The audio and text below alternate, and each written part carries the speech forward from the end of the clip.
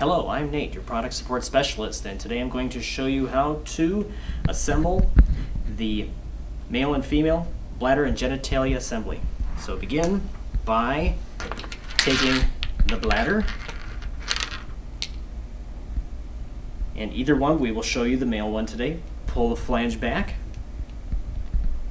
and then take the bladder, place the black cap, make sure it is directly on, flat against the urethra channel. Pull the flange over so that it completely covers the black cap. And very important, make sure that the tubes are facing upward. Secure it into place to prevent leakage with the black clamp.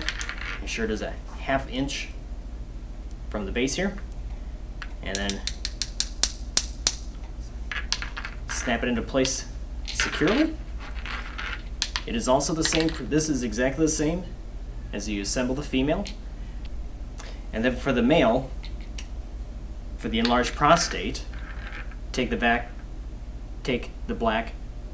Velcro strip,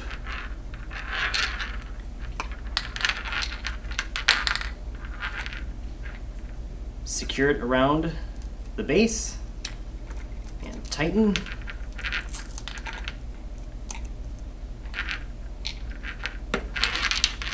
And you're ready to proceed.